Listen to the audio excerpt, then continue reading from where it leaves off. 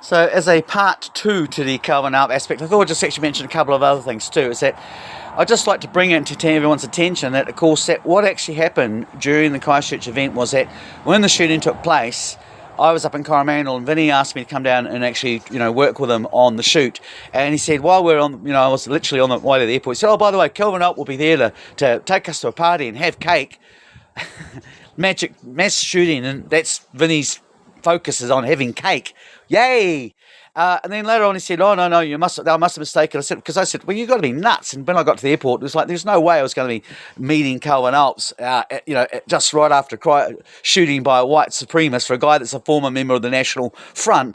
So when I got to the airport, I just skedaddled. And then, Vinny turns afterwards, says, oh, no, must have been different Calvin Alps, denies it. And then later on it comes out that, oh, no, he was going to meet Calvin Alps, but Calvin couldn't be there that day. So they actually got caught within a lie. But that was why I stopped working with Vinny, because I wasn't going to be working with somebody taking money from somebody that I considered to be dodgy.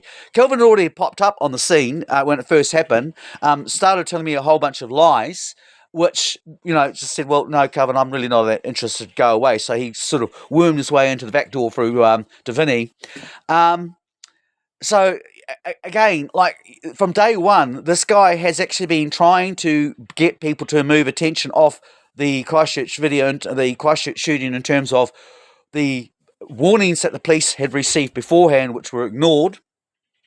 What was going on in terms of Christchurch, in terms of money laundering, politics at that time, who were the victims or the shooters. Many of them were actually linked into Lincoln University or Air New Zealand, into very discrete parts of Air New Zealand, and there was some quite other interesting people, which at the end of the day, as I said, I feel a lot of this is actually about Calvin trying to either save his ass, because he's actually, let's remember, he has been prosecuted for sharing the video, which, I have my own views about it, but the point is, that was in 2022, he went to court. It's now 2025, and the case hasn't appeared.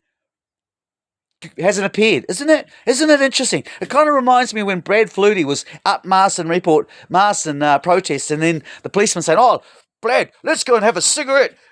Let's have a ciggy in my car. I didn't think you were allowed to smoke in government vehicles. And when do you actually turn around and start actually having cigarettes with people that have been previously... the whole thing reeks. These guys are... If you want to go along with them, you do so at your own risk. They are there to cause crap. Again, and let's remember Calvin Alps trying to get people to turn around and do a protest in West Coast, right bang smack where they've been training for a scenario of Operation Caterpillar, a once prosperous country that's gone on hard times, comes up with a special economic vision, very similar to the special economic zones promoted by ACT Party in New Zealand First, of which Brad Flutie used to boast quite openly how he used to have weekly conferences with Winston Peters. So he was going to drag all these protesters into this area called Freelandia, where they'd actually been having exercises, and they knew, had all the surveys, they had done, trained for this exact purpose. Doesn't sound like a really very tactical thing. But again, as I keep saying, Calvin's not actually a soldier. He likes to make out that he was, but he can't give you his service number. Guys, this is getting embarrassing. If you can't work out that alternative media actually requires you can't run for office and be claiming that you're alternative media. And if you are alternative media, then the idea is that you should be lifting your standards in comparison to what the mainstream corporate media, not just settling for someone who tells you what you want to hear. And that's what Calvin's really, really good at. But when it comes down to fronting up with actual physical evidence, not so much.